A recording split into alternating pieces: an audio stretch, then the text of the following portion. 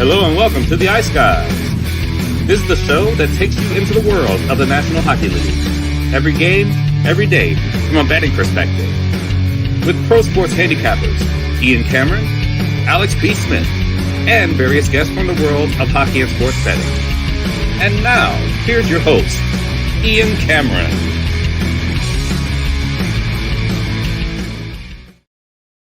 Welcome to the Ice Guys. It's a Beantown Friday edition of the Ice Guys for Friday, February the 9th, presented by Boston Hemp Inc. Ian Cameron, Alex B. Smith with you. Jimmy Murphy on the radar as well on this Friday, ready to break down the Friday NHL card. 3 games on tap in the NHL for tonight. Of course, we will get to those in just a few moments. First, though, we will look back on Thursday night's busy slate of NHL action. And a lot of interesting games. Unfortunately, the game that a lot of us were excited about, Vancouver and Boston, didn't live up to the billing because it's pretty much lopsided from the beginning in favor of the Boston Bruins. But credit to the Bruins for a great 4-0 victory last night over the Vancouver Canucks. Very impressive and a nice bounce back from them after the loss to Calgary. It was about as sloppy and mistake-prone a game as you've seen the Vancouver Canucks play in quite some time. And now all of a sudden they've got this issue with allowing, 3 or 4 shorthanded goals in the last 3 games. That is something that obviously you're not going to win many hockey games doing that shit. But obviously Rick Tocchet and the coaching staff know that. And I'm sure they will nip that in the bud, but certainly a little short-term disconcerting turn of events that seeing the Canucks give up as many shorties as they have in recent games. The only shorty they want to be dealing with is the guy in the booth, John Shorthouse for them, not the shorthanded goal variety and giving those up to the opponent. But nevertheless, a 4-0 Bruin victory last night and a nice shutout as well for Linus Ullmark. And then once that game got to 4-0, there's probably an opening for Vancouver to get back into that game after 2-0 down. But then you give up those 2 quick goals early in the second period. And that was all she wrote for the Canucks at that point, and a great 4-0 win for Boston last night. The Florida Panthers, they get the job done. 4-2 against the Washington Capitals last night. Not the easiest of victory for Florida. They had to work for that. They were down 2-1 at one point, but they get 3 unanswered goals plus an empty netter to cash the team total. That game ended up turning around nicely. We didn't win the first period puck line, but we did win the full game puck line -1.5. We did win the team total over for the Panthers. So it ended up being, it was a push on the over 6 for the game as well. So it ended up being okay with the Panthers getting that 4-2 win last night. How about Calgary? What a job by them. 5-3 back-to-back victories out of the break for the Flames against the Bruins and the Devils. Jack Hughes back in the lineup. And the Devils could not get it done, though, in spite of that. And Calgary with a 5-3 win. Really, New Jersey didn't play that bad. They probably had the better of the play for a large part of that game. But the difference is it was a good game from Markstrom, and it was really a hideous game from Vitek Vanacek. And, that's what you're going to get too many times this year from Vanacek. He has had these games where he's been lit up. He has not tracked the puck well. He has let in a soft goal or two, and it happened again for him last night in that game against the Calgary Flames, and Calgary takes advantage with that 5-3 win. This was an excellent game, though, for me from a betting perspective. Other than the draw not getting there, everything else did as far as the totals. First period over, both teams to score in the first period, the full game over, of course, as well. So this ended up being a really nice result with Calgary getting that 5-3 win from a betting standpoint. What was not a good result for me from a betting standpoint was Philly beating Winnipeg 4-1 last night. And this is concerning now. The level of concern and the alarm bells start to sound at least a little bit more with what we're seeing out of Winnipeg. That's 5 straight losses now. This is the same kind of thing that happened to them last year, if you remember. They were great up until this part of the year last year, and then post-All-Star break, that's when they went from competing for a division title to hanging on by dear life to make the playoffs. So that's what, is this going to happen again, to the Winnipeg Jets? But that's concerning that you get shut out by Pittsburgh and you come out and have that kind of first period last night. You lose track of the puck, breakdowns left and right defensively. And at the end of the day, the puck goes in way too much. And what's also alarming is you get shut out by Pittsburgh. You get outshot 13-3 in the first period. Like, what is up with that? It's not what you want to see. I would have cracked skulls in the dressing room if I was Rick Bowness. And I know my team's had a great season. You got to be careful when you pull out those tactics, Alex, because if you go to that well too much, players tune out. when you just drill them like a drill sergeant when they're not playing well. But I think it was warranted to do that after that first period last night. That was awful from the Winnipeg Jets, coming off a shutout loss to Pittsburgh, to play like that in the first 20 minutes. Yeah, it was shit. That's a great job by Juan. Shit emoji is appropriate to describe that first period. Now, they did outplay Philly in the last two periods, and Ersson was really good last night, but damage was done. You can't spot a team a 3-0 lead. You can't be that awful in the first period, especially in your own end, and expect to win on the road, period. Yeah, absolutely. I mean, they looked lazy. That's just plain and simple. One thing, okay, maybe you forgive them the first game out of the break, maybe having some tired legs, a little bit of a layover. But now, coming off of that, of an embarrassing loss, you're supposed to show some fight at least early in the contest, and they didn't even do that. So, right, you said this is very, very concerning right now. 5 losses in a row, and you got a Colorado team that's playing well. Dallas, like we talked about, Jake Ottinger finds his groove, it gets hot. Yeah, this is a team that could be finding themselves from first to possibly third, and then you start getting that wild card range. We talk about how tight everything is in the Pacific. You put yourself in the jackpot. So they got to correct this sooner than later. Yeah, no doubt. And we'll see. They'll have another opportunity, of course, to snap this losing streak. The Winnipeg Jets, they're at home to the Pittsburgh Penguins, and they will catch Pittsburgh on the second night of a back-to-back in that game against the Pittsburgh Penguins, not to mention a revenge spot, too, just losing to Pittsburgh a couple of nights ago. So we'll see if there's a response in mind for the Winnipeg Jets. That'll be at the forefront of our betcast, of course, tomorrow night, that game, which we are looking forward to. No question about that. And what else did we see last night as we continue along here, looking back at last night? Carolina, what a crazy game. 5-2 Carolina, 5 goals in the first period. It was 3-0 Carolina. The game starts with not only a Canes 3-0 lead in the first period as they got to Georgiev. Well, I should say one player in particular got to Georgiev, and that would be one move into the country. Gonna meet me, Marty Necas. Marty Necas for the Carolina Hurricanes. What a job last night. Natty Hattie, if you will, for the Hurricanes to get them off to that 3-0 start. And then all of a sudden, bang, bang, 2 goals right at the end of the first, and Colorado's right back into the game. But Carolina clamped down defensively. Kochetkov made some key saves, and Carolina brings it home with a 5-2 victory last night over the Avs. And here's another team. We'll get to another team that stinks on the road right now in a moment. But how about Colorado? This road record's not good for them right now, and it's been a problem all season. It's been a problem again of late. They just have not been able to put wins together on the highway, and that's concerning, even though, I think the world of the talent on this Colorado team. That's alarming when you're playing this poorly and losing this many games on the road right now. The 5-2 win for Carolina, nice job by them after the loss to Vancouver the other night. So great job by Carolina. We know we like Kochetkov a lot more than Ronta or anything else they've had in net in the past. It was great to see him settle down in that game once they got the 5-2 lead. Something else to point out, and I think Alex and I have talked about this before from a live betting standpoint. You see these extremely high-scoring first periods like we saw with the Avs and the Canes last night, with two teams that at least are capable when they're on their game defensively. Now, they can score too, especially Colorado, but we know they're capable of getting good defensive play. We know they're capable of getting good goaltending. So once you see, and the elite teams can play defense, at least to some degree. And I find more and more lately, anytime we've seen like a 4-3, 3-3, 3-2 first period, like just a crazy amount of goals in the first period, you live bet the under, and it's been pretty good. I mean, there was an under 9.5, and I'm not Mr. Under, but I took a small little shekel on that last night after the first period. There was an under 9.5 minus 140 in that game last night after 3-2 in the first period. And I just felt in the pit of my stomach, Alex, that game was going to settle down a little bit. As far as defensive play. Like, there were some weird goals, too, a couple fluky ones. There was one that was shot in from center ice. I know that was one that clearly you could say bad goal for Kochetkov for sure, but at the same time, I don't think he ever saw it. And so it's hard to, completely blame him when he doesn't even see the puck. But it was just a crazy opening period. Everything seemed to be going in.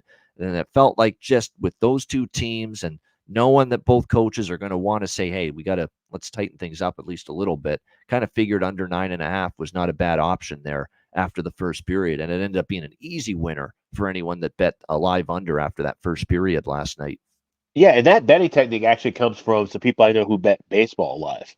That's where I kind of learned that, where you see that flurry of a couple home runs, a couple of fluke pitches, and all of a sudden the pitcher settle down and things kind of coast out. It's the same thing with goaltending, and the same thing in hockey can work at times where you see some lucky bounces, especially if you have a bad penalty call or you have a bad turnover. You don't count that always as a full goal in your mind when you're looking from a live point of view. You kind of take that as with a grain of salt and do something. You see those numbers boosting up, you can catch some value on the back end looking at those unders. So whenever you see some fluky goals or a lot of scoring, a lot of pace early, that you know that things are going to kind of temper off a little bit, that's a good spot to look. So great price scrap by you getting that 140. Except, of course, for that, the only difference was that, what was that game? Seattle and LA that night during our betcast. The scoring never stopped that night, even after the first period. That 9-8 game, that will go down as one of our most entertaining and hilarious betcasts of all time in Ice Guys history. That was the one exception. Scoring never did stop that night with those two teams. That crazy game, I'll always remember it. Tampa Bay, man, another dud on the road. One of many this season. Now, I know, look, back-to-back after playing the Rangers the night before, not an easy spot. Islanders playing with a sense of desperation and urgency as they try to, crawl their way back into the wild card race in the Eastern Conference. So it kind of was set up for them to fail. But you can lose the game and lose it in better fashion than that. I mean, you were awful last night. You barely had 10 shots on goal early in the third period. You didn't generate anything. You were breakdowns left and right defensively, and that's a product of Sergachev being out again. He's easily their best defenseman after Hedman. No question about that. So losing him is a big deal. They're struggling in their own end. They look slow. They're losing puck battles all over the place. They don't have the foot speed to chase down speed forwards that have skill, and they're getting beat. Now, it was not a good night either for Jonas Johansson at all. At all. He was out to lunch. He was wretched in that game. But I'm not letting the rest of the team off the hook. They were not very good defensively in their own zone in support of their goaltender. They didn't generate many chances offensively.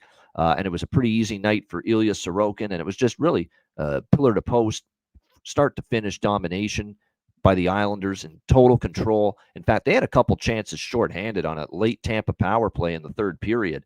Could have made it 7 or 8-2, but just an ugly night for Tampa Bay. They end up losing 6-2. I was happy I was on the Islanders, and I don't lay a price with the Islanders very often, but I said last night's the night to do it. And so, sure enough, and is this a sign that Patrick Waugh and this Islanders team, maybe they have a run in them? We'll see, to try to make this push for the postseason. But that's two nice wins out of the break, Toronto and Tampa. Prospective playoff teams that the Islanders beat coming out of the break. So good on them.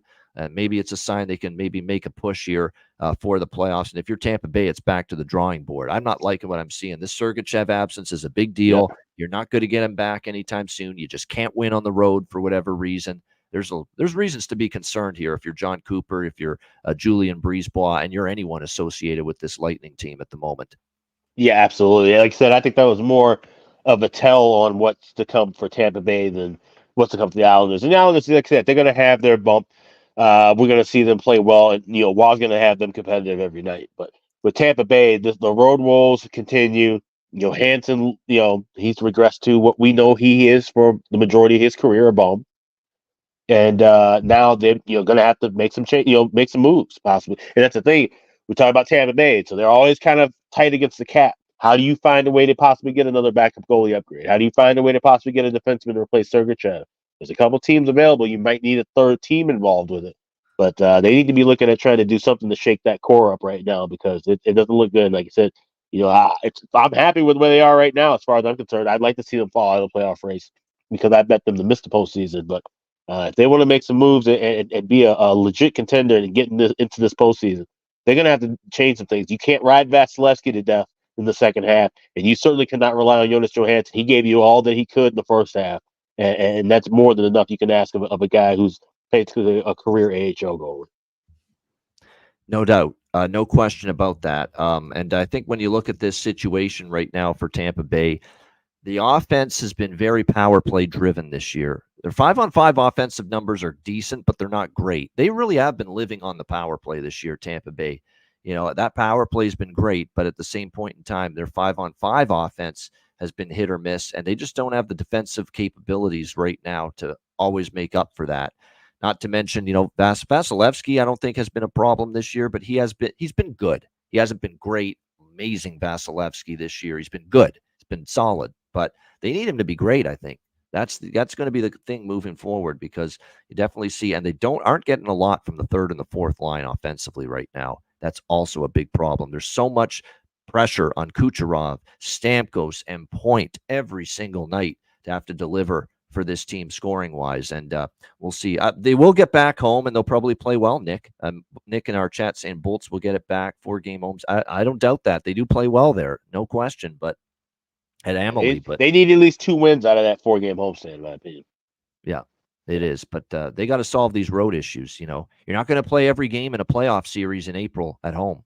You've got to start putting it together away from home. Simple as that. And the same goes for Colorado as well. And then the last game on the slate last night, I ended up betting it once Adin Hill was confirmed, and I split it between the first period and the full game with Vegas. I just thought the price was pretty cheap, and I didn't think they would jump on Arizona like that. I figured they would have the edge. Arizona had not played in forever, and it sure looked like it early in that game. 2 goals in the span of the first minute and change to give the Golden Knights a 2-0 lead. They led 3-1 after the first, and they didn't score again after that, but they didn't need to. They played solid defense. Adin Hill was good, and Adin Hill beats his old team, and the Vegas Golden Knights hang on for a 3-2 win last night against the Arizona Coyotes.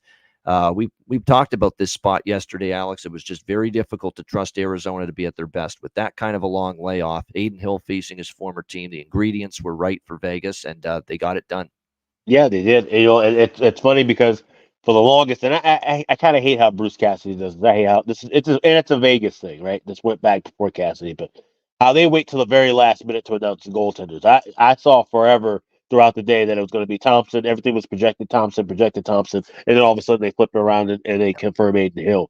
So I ended up grabbing both teams to score in the first period. I was lucky to catch that. Did get that 1 goal with Arizona. That's pretty much all I had in that contest, and it kind of played out like we said, that Vegas would end up getting the win there, but also to the tune of that it would be a lot of scoring early and then would taper off. And that's something you see with a lot of these teams, especially when you had that kind of a mismatch, right? Arizona at full speed, yeah, they can run and gun a bit, but they can't compete with that defense that Vegas has. When Vegas is locked in defensively, they're a hard team for anybody to beat, but certainly not a middle of the road, bottom tier team like Arizona. So that's the difference. They can have a 3-1 lead, and when you have a goaltender like Adin Hill, you can sit on it, and you don't need any more offense for the next 40 minutes of play. So nice win for him. Gets his little club. Nice win for Vegas. No doubt. Good win for Vegas, and we will see how that goes. All right, I do want to bring this up. Actually, you know what? It's funny. I just realized too, after we were going live, the intro ran, and we started talking. I wanted to discuss with Alex before the show about the second betcast date in February for our free-for-all betcasts, and I'll throw it out to you on the air. Are you around Tuesday, February 27th? Yes. Yeah, that's perfect. Great. There it is. That was the date I had circled as the other free betcast. The other free betcast for this month. All right, it's official, folks. Breaking news. Let's get our breaking news sound effect here. Breaking news. Tuesday, February 27 will be our second Ice Guys free to the public betcast this month. Of course, the first one is tomorrow, Super Bowl Saturday, February 10th, 6 p.m. Eastern. But the second one will be February the 27th, and it's the one I had my eye on all along. So it's a deep slate. It is a loaded card, and I'll rhyme off some of the games we've got that night. Vegas, Toronto, Carolina, Minnesota, St. Louis battling for their playoff lives play Winnipeg, LA, Calgary that night, Dallas, Colorado that night, which could be for first place in the division. How good of a game could that be? You got Pittsburgh, Vancouver in the late night hours.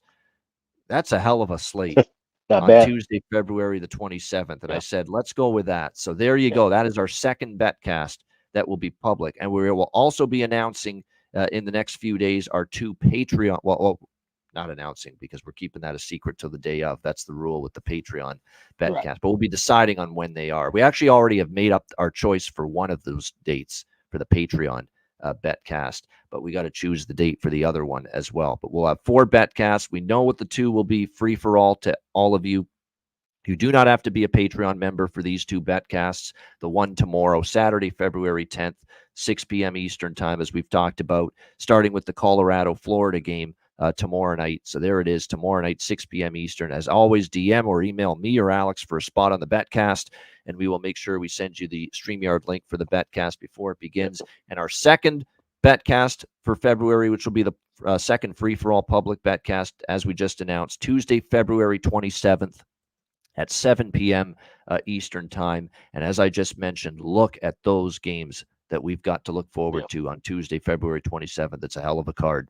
Yeah, wonderful card, and it's going to be two wonderful betcasts. Looking forward to tomorrow, and certainly looking forward to that 27th as well. So definitely hope you guys can join us for those free ones, and of course, sign up to patreon.com/IceGuys and join us for those two exclusive ones that'll be coming this month as well.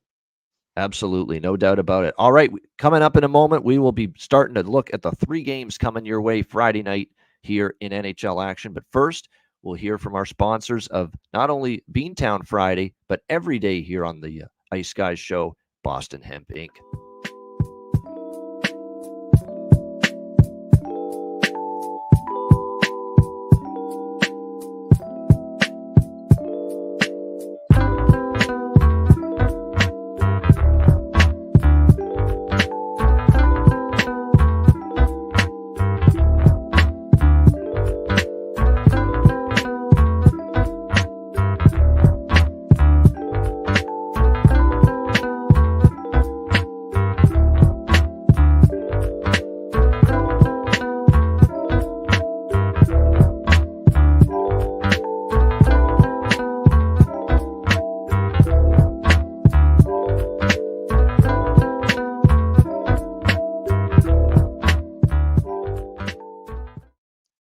All right, Boston Hemp Inc. Shout out to them, proud sponsor of the Ice Guys show each and every day.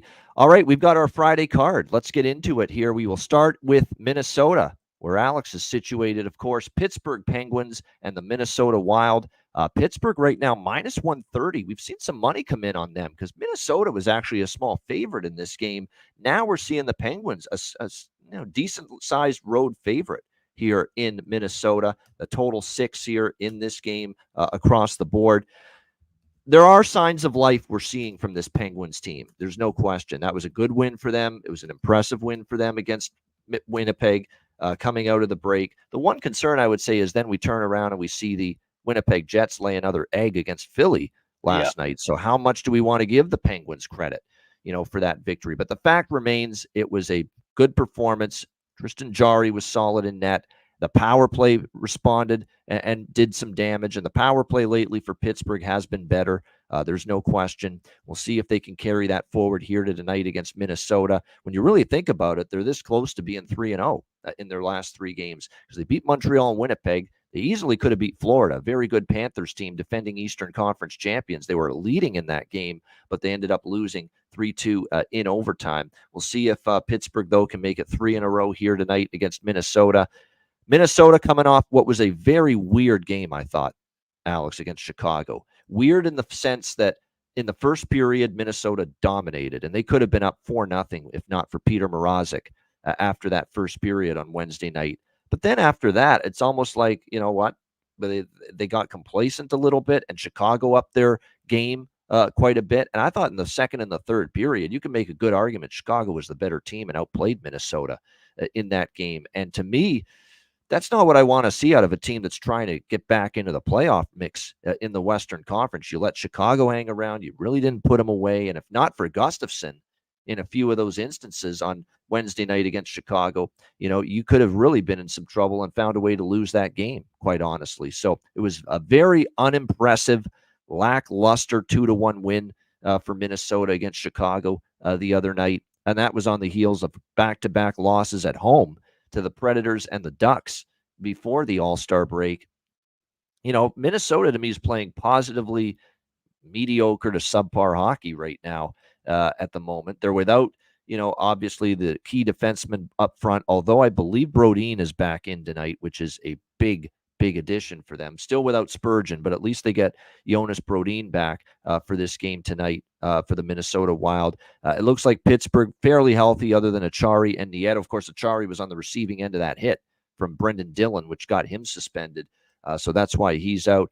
Marc-Andre Fleury in net for Minnesota. We'll see how he fares. He's obviously facing his old team, but I made a point of it to look. How does Marc-Andre Fleury fare against Pittsburgh? And it hasn't been great. And if you look, he's actually given up 4 goals or more in 3 of his last 4 appearances against the Pittsburgh Penguins. So hasn't exactly always played great. It is the first time he started in a while. Who the hell knows how he's going to fare, because he's been up and down this year and he hasn't played in forever.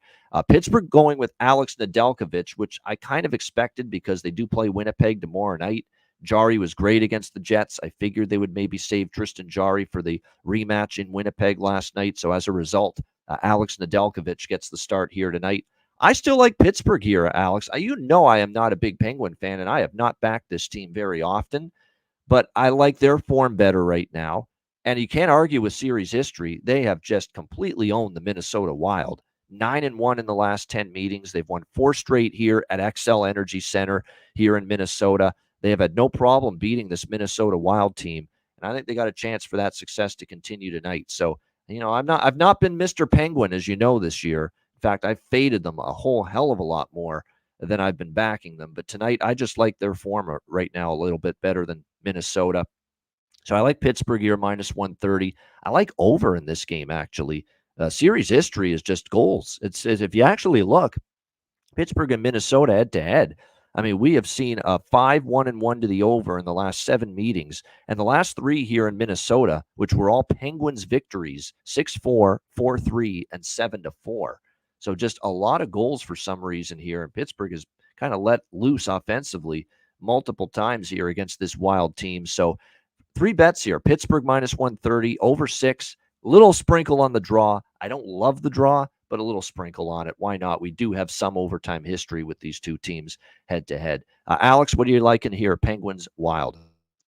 Yeah, so I'll sprinkle a little bit on the draw here too. This is probably the best of the 3 draws, but it's not my favorite play in this game. So it's kind of a tread lightly, but I do like the Penguins here. You can actually shop around and find $1.20 at Caesars now with that Nedeljkovic confirmation. And the markets have kind of moved differently with him in net as opposed to Jarry. He hasn't been that bad. 7-3-3. A decent goals against average. He's a guy that you can kind of rely on these spot stars. And you trust him here, obviously, against Minnesota rather than trusting him tomorrow against Winnipeg and in that back-to-back spot. So definitely like the Penguins here minus $1.20, a little bit on the draw. Also like a little bit on the first period over and the full game over. Keep in mind it's a ceremony tonight. You got Marc-Andre Fleury starting against his old team, but he's also going to be on it for both the 1,000 games played and the 552 wins, making him second all time. So there'll be a big ceremony. So this game may start a little bit later as well. Keep that note. Could be a little bit of a delay. We know how ceremonies can be a little bit sluggish at the start. That's why I like both teams to score in the first period over here. All right, there we go. On the first period over, I don't mind that either. As of now, I've only bet the full game over, but I certainly think first period over, you could look in that direction. And both of us like in Pittsburgh. I just think right now, I am seeing signs of life from the Penguins. I'm seeing positive steps. I'm seeing steps the other way for Minnesota. I mean, I was not impressed with that Chicago game. Other than the first period, I thought the last 2 periods were not good enough. You bring 2 periods like that tonight against Pittsburgh, you're not going to win the game. Yep. It's that simple. So Minnesota, and I am concerned as long as Spurgeon is out, and that's huge for them.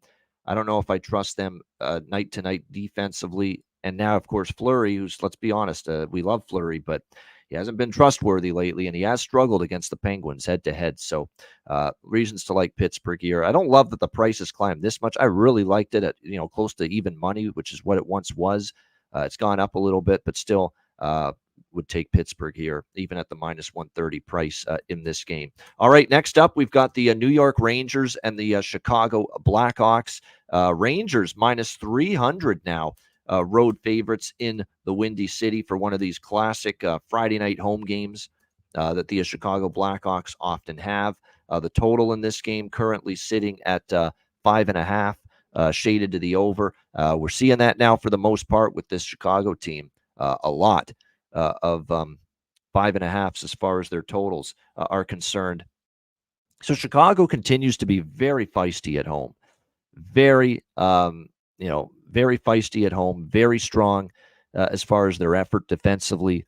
The fact remains they are still having tons of problems scoring goals. I mean, the only goal they scored against Minnesota was a puck that just happened to bounce right on the stick of Nick Foligno with a wide open net. That's the only goal. They had chances, and the finish isn't there. Just that extra high level of skill that's required to finish against elite, goaltenders at this level is just not there right now for Chicago. They're working their ass off defensively, trying hard at that end. Work ethic hasn't been an issue, but you can only go so long with work ethic and being competitive and without scoring and trying to win games. That's just not a recipe. They've lost 5 in a row. And look at the offensive output during these games. 5 games, and the Blackhawks have scored 3 goals across those 5 games, including being shut out 3 times in those 5 games as well. So just a really, really tough ask to get Chicago to find the back of the net. Something has to give tonight because the Rangers have opted to go with Igor Shesterkin in net tonight, and we know he didn't have a great first half, way below what we expect of him in net. He was good in the All-Star game, but how much do you want to put stock into that? However, if there's a night that Shesterkin, if he's going to have a good night in net and finally get back to kind of looking like the Igor we saw last year and 2 years ago, hasn't this got to be the night? I mean, Chicago just cannot finish right now. You've got to think Shesterkin tonight is, if he's going to have a good game and a bounce-back game, it's going to be tonight here against a Blackhawks game that is just borderline offensively inept right now at this point in time. So we'll see how that goes. I think the Rangers, I think this could be a night. I feel just watching Chicago and the effort they're expending that eventually they're going to have one of these nights where kind of defensively it kind of caves in for them a little bit. And I got to admit, I like what the Rangers have done here since the All-Star break concluded. 2 very good home wins against Colorado and Tampa Bay. They were the better team in each game. They really look like they're playing with some purpose. I don't think the Rangers loved the way things were going for them going into the break. They've hit the reset button, and they've looked pretty good coming out of the break. So I'm going to go with the Rangers here, but as with their team total instead. For as much as Chicago has been tightening it up defensively because that's been their only way to hang in games lately, and as well as Mrazek has played recently, I think at some point this defensive dam bursts a little bit for Chicago. You can only go so long putting out that effort defensively, game in and game out, and have nothing to show for it in the win column. And eventually that chips away at you. It chips away at you mentally. It starts to make you a little bit more fragile. And I just think tonight could be a night where finally, maybe this defensive shell that they have played with to compensate for the fact that they just can't score goals right now, it ends up being one of these deals where tonight could be the night where it ends up that, hey, finally they give up some goals here, and so does Mrazek. So I'm going to go with the Rangers here, team total over 3.5, minus 120 in this one. Alex, what do you think here, Rangers, Blackhawks? Yeah, well, you talked about it, how that one goal that came from the Hawks, it was pretty much one of those, blind squirrel finds the nut goals from Nick Foligno. And even though they had the pace, and the control in the latter half, they just don't have the offense. If you can't, get a win against Minnesota at home in that spot, how are you supposed to beat Igor Shesterkin and the New York Rangers? So I'm right there with you. Team total over 3.5 minus $1.15 for the Rangers. And there's a player prop that I like.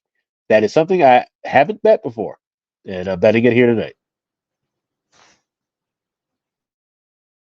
I like the tease there with that for the bargain bin special segment later in the show. I agree with everyone about Panarin. Panarin just scores against Chicago, his old team. It's just uncanny. He did I know when they played in New York, he scored against them, and certainly, he scored obviously against Colorado. You could go with a goal prop for him over 1.5 points. Easily get a 2-point night here, I think, against Chicago tonight. So I have no issues with anyone looking in that direction as far as player props tonight are concerned. Like I say, it's not the easiest to take an opponent of Chicago over their team total right now, because we have seen this team give up just 2 goals to Minnesota, 1 to Calgary, 3 to Edmonton, 2 to Vancouver in 4 of these 5 losses that they've just suffered. But I get the sense too. It's just, to me, you keep playing this defensive, mindset, and you're playing so hard defensively, Alex, and you're not getting rewarded for it. It's not resulting in wins. It's not resulting in anything positive as far as the result, the end result. At some point, it chips away mentally at you, and at some point, I think there's a night that's going to happen. Maybe it's tonight, maybe it's not. That Chicago, the defensive dam is going to burst and they're going to give up 4 or 5. And I think tonight could be that night because the Rangers, if you actually look historically, when they've gone to Chicago, man, have they put up goals. I think there's been 6 goals, 7 goals in some of these recent trips that the Rangers have made to the United Center. So the Rangers have done some serious damage in the past, scoring goals in Chicago against the Blackhawks. So kind of thinking maybe we see that here tonight as well. And this is one to watch for live. If Mrazek gives up a couple of goals early, and then they turn to Arvid Soderblom, you could probably name your price with the Rangers. So this is one of those games where that's why total I'm a little bit iffy on. I might jump in with that first period over just because it's such a low number. But I'm relying on the Rangers to do all of my scoring tonight. So. See, Jay Stone says he thinks Rangers puck line is safer than the team total over. I think the opposite because I don't want to have to worry what Shesterkin does. That may not be bad. Yeah, that may not be bad. It's split. It's split because I don't want to give too much away because it kind of lead to what my player prop is. So I'll just talk about it a little bit later. There we go. All right, so there's a little bit of a tease for the bargain bin special of the night segment coming up in just a bit. All right, next up, final game of this Friday slate, Edmonton Oilers, Anaheim Ducks. We've got Edmonton minus 280, road favorites here at the Honda Center, the Duck Pond. The total here currently 6.5, shaded to the under in this game. Look, I can't back down now, Tom Petty style, rest in peace. Won't back down, can't back out of it. I committed to it already. I said that if Edmonton lost to Vegas and came 1 game short of tying the regular season consecutive game win streak record, 2 games short of breaking the record, I would fade them in their next game, and I'm gonna stick to it. Now, am I loving Anaheim's form? Do I trust Anaheim fully? No, of course not. And do I love the fact that we've got Anaheim with this long respite? Haven't played since before the All-Star break. January 27 was the last game for the Anaheim Ducks. No, but I'm going to stick to it here with Anaheim here at plus 230 in this game tonight against Edmonton. I think when you have that many wins in a row, consecutively, and you come 1 win shy of tying the record and 2 shy of breaking the record, there's got to be some kind of mental and emotional come down here for the Edmonton Oilers. There has to be. You're a human being. You're not a computer. You're not a robot. You have feelings. You have emotions. Did you see Connor McDavid slamming the water bottle right after Vegas got the empty net goal the other night, knowing, hey, streak is ending? That bothered Edmonton. It pissed them off, and it just really upset them that they came that close to the record and without absolutely getting it, tying it, or breaking it. And so when I look at this spot here against Anaheim, coming off that game against a Vegas team that we really wanted to badly beat too because they knocked our ass out in the playoffs last year, and you've got this game tonight, and look who you play tomorrow night during our betcast. Oh, yeah, the LA Kings. You got some serious playoff history with them. You've only played them back-to-back years in the first round. So then you've got this tricky little dangerous spot nestled in between of your streak getting snapped and a huge game with a rival and a team that you've got some serious playoff history against. It is not an Edmonton spot, in my opinion. My only hope is that Anaheim is good enough to take advantage of it. And that's the question. Are they good enough to take advantage of this prime plum spot that they have here tonight? I will say this, though, about Anaheim. Before the break, we saw some signs of improved play. They weren't always resulting in wins, but if you look at it, they beat Florida in overtime in one of the road games on that trip. I thought they were decent against the Rangers, although it got away from them late. They took Dallas to overtime on the road and lost 4-3. They go to Minnesota and they spoil a hockey day in Minnesota that night for Minnesota and beat the Wild 3-2. And then, of course, they beat San Jose the final game before the All-Star break 3-2 in overtime. So little signs of improvement from this Anaheim team, and also an Anaheim team that it should be pointed out as well. They've gotten healthier here of late, which has also helped. They've gotten some key cogs back into the lineup. We'll see how they go here tonight against the Oilers. The long layoff does concern me, and I know someone mentioned to me, in the chat of the show I do with Jimmy the Bag, saying first period or full game. Why wouldn't you want the first period? I only want the full game because I think the first period Anaheim might be vulnerable because they haven't played in forever. So I much prefer Anaheim for the full game here tonight in this one. And I agree with Jeffrey. That's not bad. If you like Anaheim and you're leaning that way, and I'm on them, maybe you have a little team total over 2.5 plus 100 in your pocket as well. And the reason I say that is because it's not going to be Skinner in net tonight. It's the front end of the back-to-back. Not surprised at all that Chris Knobloch's saving Stu Skinner for the LA game tomorrow night. So as a result, we got Calvin Pickard in net here for the Oilers tonight in this game. Although, before we all of a sudden say fade Cal Pickard, he has won 4 straight starts, and he's made 93 saves on 100 shots faced in those 4. So he's played very well for the Edmonton Oilers, but I'm not sure if he's going to get the best effort from the team in front of him tonight. Coming off that loss to Vegas, ending the streak, and then you play LA, a big-time rival, a serious history with them on deck tomorrow night. So, like I say, spot-wise, win or lose, I'm content taking plus 230 with Anaheim in this spot. Alex, what do you think here? Oilers, Ducks. Yeah, the only thing I like here is the first period over. And I'm surprised we're seeing it at $1.40. And the way I look at it is one of two things. Either Anaheim does come out and Edmonton's a little sluggish and they start trading goals back and forth, or Edmonton comes off completely pissed off and they get 2 goals right away. Either way, we catch that number, and that's a decent price. So Ducks could easily win this game. Like I said, I can't imagine why the Oilers wouldn't have a letdown spot in this moment, because we're talking about just the second game out of the All-Star break, despite the record, and against an inferior team, you could certainly play at half speed and beat Anaheim on a given night. So, but we see crazier things, especially on a Friday. So I'm just going to stay with that first period over 1.5 nights at $1.40. And I know that Edmonton dummied this team twice. All right. Well, I think one game was 8-2 in Edmonton, and the other was 7-2 here in Anaheim for just two blowout Oiler victories over the Ducks earlier this season. But we did see San Jose lose to Vancouver 10-1, beat them the next time, and we saw San Jose actually beat a couple of teams that beat them badly and beat them in the rematch. So I'm not saying tonight's the night, but like I said, a plus 230 with all the factors involved, to me, are anti-Edmonton tonight. I'll take my chances taking the Anaheim Ducks here, quack, quack, at plus 230 here in this matchup against the Oilers tonight. And by the way, as far as, this game is weird from a total standpoint. Alex likes the first period over. I could see that. Actually, first period over, I think, is actually not a bad look at all. I might even bet that myself. Full game, we'll see. But I do want to mention, as far as the full game over is concerned with the Oilers, be careful. This team's just been an under machine. What is it now? 10 straight? I think it actually is 11 straight unders for the Edmonton Oilers, full game unders, I should say, coming into tonight. So be careful with that. Yeah, we did see overs head-to-head with Edmonton, Anaheim, each of the last 2 meetings. So like I say, it's an interesting total. I actually do think that the only thing that would worry me about this total is that trend with Edmonton, but I think the matchup dictates we could see an over tonight, but it's hard to bet an over when I've seen a team go under 11 straight like the Edmonton Oilers have.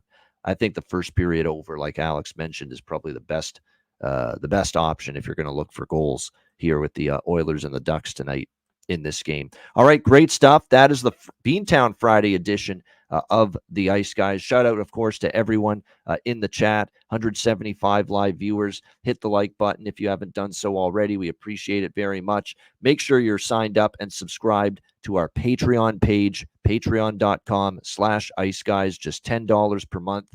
And I should point out that it's Patreon exclusive bet casts, not casts coming your way in February. We have 2 Patreon exclusive betcasts.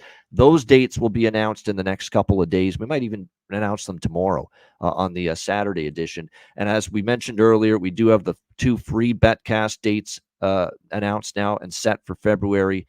The Super Saturday betcast tomorrow night, and of course Tuesday, February 27 at 7 p.m. Eastern time as well. So those are the 2 free for all public betcasts. We will also have 2 Patreon exclusive betcasts in the month of February as well. And the only way to watch them or to join us on the stream for those Patreon exclusive betcasts is being a member on the Patreon page. Sign up. You'll get our daily sides, totals, player props each and every day, goalie charts, totals charts, and other bonus written content. We've got videos that we did over the All-Star break that are exclusive to Patreon members, talking jerseys, home team goal songs. We got some Q&A stuff lined up in the weeks ahead for videos that are exclusive to Patreon members only.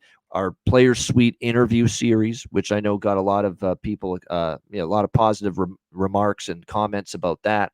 That will be returning in the off season when there is no hockey going on. So we're looking forward to that as well, continuing for Patreon members as well. So make sure you sign up. $10 per month. That's all it is. And again, your subscription fee will help keep this show going for the long run. So patreon.com/ice guys, just $10 per month. And of course, tomorrow night, the betcast, as I mentioned, February 6th, Super Saturday, live betcast on Super Bowl weekend tomorrow night, 6 p.m. Eastern. DM or email Alex or me for a spot on the betcast. And last but not least, check out the store.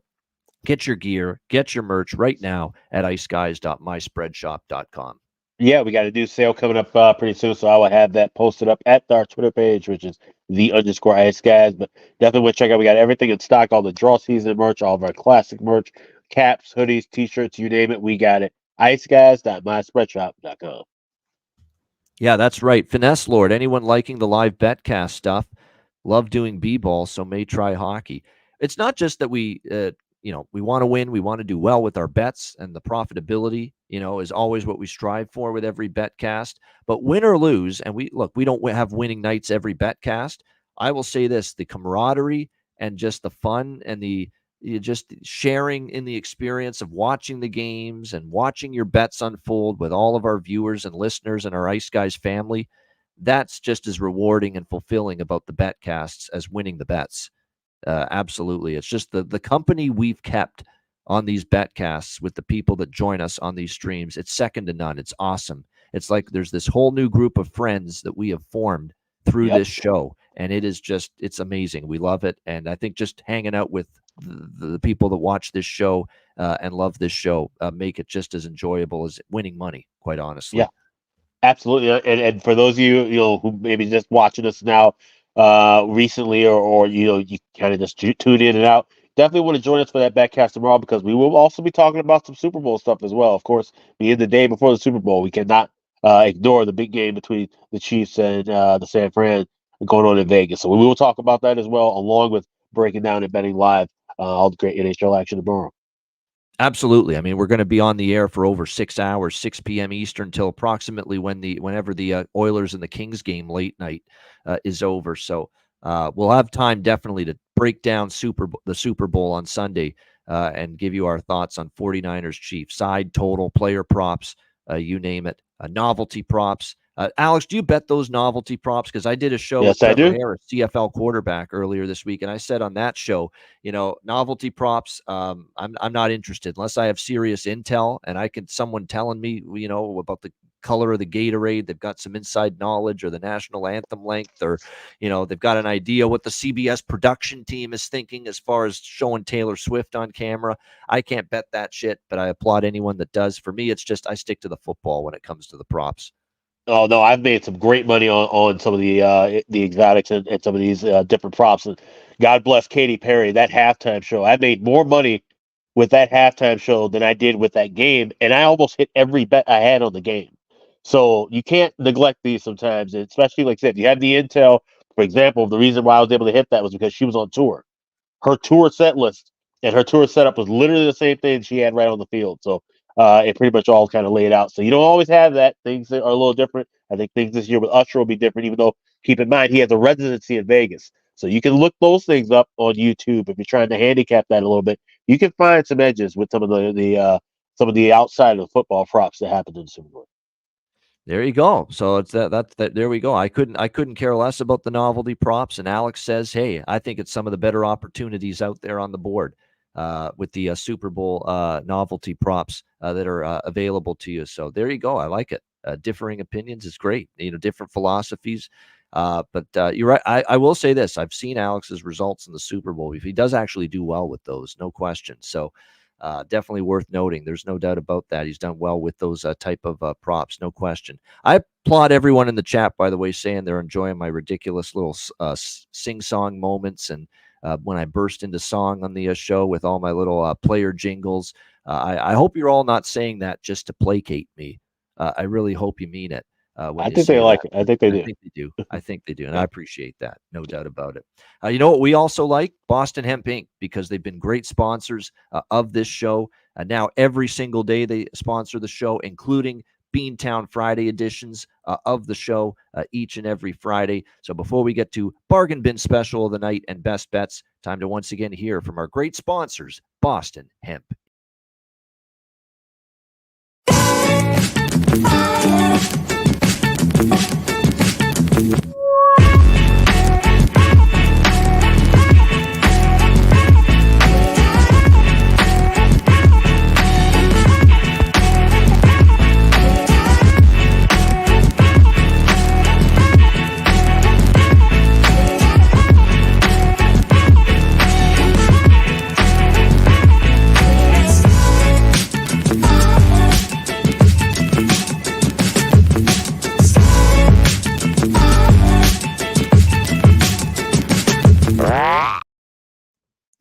There it is, Boston Hemp Inc. Make sure you check them out. Great sponsor of the Ice Guys show.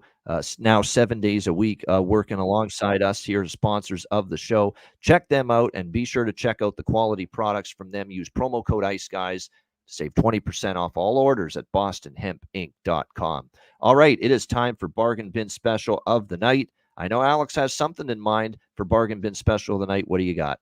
So we're heading to the west side of Chicago tonight, and it's pretty much been binary code for the Chicago Blackhawks offense: 0-1-0-0-1-0, pretty much. So we're going to go with Igor Shesterkin to get a shutout, plus 750 at BetMGM. Like I said, it's time for him to get rocking and rolling the way we know he can. And who the hell's going to score for the Hawks? I'm thinking nobody. So Igor Shesterkin to get a shutout tonight, plus 750. That's my bargain bin special. There you go. Igor Shesterkin to notch the shutout at a massive price here tonight for the New York Rangers. So Alex says Shesterkin will find his game tonight against, and like I say, if he doesn't find his game tonight, when's he going to find it? I mean, this is a team that just can't score right now. You're right. It is binary code with the Blackhawks offense. A lot of 0-1-0-0-1 exactly is what we have seen from them. So Igor Shesterkin shutout for Alex B. Smith here with his bargain bin special of the night. My bargain bin special here for this Friday night NHL card.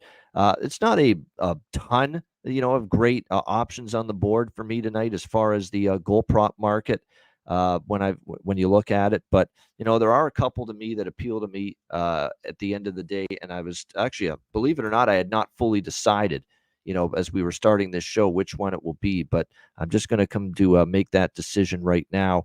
But I've got that feeling too. And it feels like one of those games where I could see him stepping up, and he has chipped in here and there for the Penguins. I like Lars Eller for the Pittsburgh Penguins here, plus 480 at FanDuel. He's going to be playing power play minutes for the Pittsburgh Penguins. We have seen him step up in a depth forward role for Pittsburgh lately to be able to chip in playing on that third line for them. And it is worth noting, too, he scored 2 goals in the last 4 games and points in 3 of the last 4 games for the Pittsburgh Penguins as well. So I think that's a good option on a small slate like this. Lars Eller, Pittsburgh Penguins, plus 480 for my bargain bin special of the night to find the back of the net. All right, best bets for this small Friday NHL slate. Alex, what do you like for best bet? Well, I'm hoping that Lars Eller can get a goal for the Pittsburgh Penguins and help them not only cash the first period over, but cash my best bet, which is Penguins money line. You can get that minus $1.20 at Caesars. I like it all the way up to $1.35. I said I know it's going to be a great celebration for Marc-Andre Fleury, and they're going to give him all his flowers, pun intended. But once the game starts, he's still that 39-year-old guy who, the best days are behind him. And I think Pittsburgh takes care of it, and they get 2 points tonight. So Penguins minus $1.20. They'll ruin Marc-Andre Fleury's night just a little bit. That's my best bet for Friday.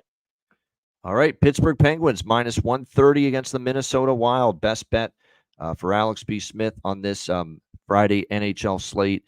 My best bet for this card, I'm going to go to that game as well, but I'm going to go total instead with the Penguins and the Wild. We'll go over 6 here with the Penguins and Wild. I think, series history has been strong to the over, especially here in Minnesota. We have seen A lot of high-scoring hockey, Penguins and Wild. You're definitely seeing the Penguins offense, and in particular, their power play start to get going. Marc-Andre Fleury's been inconsistent. He's been struggling at times, and he does not have a good recent track record against his old team, the Pittsburgh Penguins. Meanwhile, Nedeljkovic, he's been up and down. He's been a little bit better lately, but still, he's a guy that's had a bit of an uneven season. Minnesota hasn't been scoring, but at home, I could see them chipping in some offense here as well. And like I said, this is just a strong series history that points to goals between these two teams. So Pittsburgh, Minnesota, over 6, -108 for my best bet here for this Friday NHL card. And that'll wrap up this edition of the Ice Guys. Thanks to everyone for joining us. Hit the like button on the way out. A reminder, the Ice Guys is live 7 days a week, Monday to Friday, 2 p.m. Eastern, Saturday and Sunday, noon Eastern. If you can't watch the show live, download the Ice Guys podcast in audio form on all major podcast platforms. There it is, Boston Hemp Inc. Make sure you check them out. For Alex B. Smith, I'm Ian Cameron. Have a great Friday night. Enjoy the games and good luck. And we will be back tomorrow, a monster day. Our daily show at noon Eastern to break down all the games. And then we are back at 6 p.m. Eastern for our Super Saturday Super Bowl weekend live betcast tomorrow night. A huge Saturday coming up. And make sure you're here with us for every moment of it right here on the Ice Guys.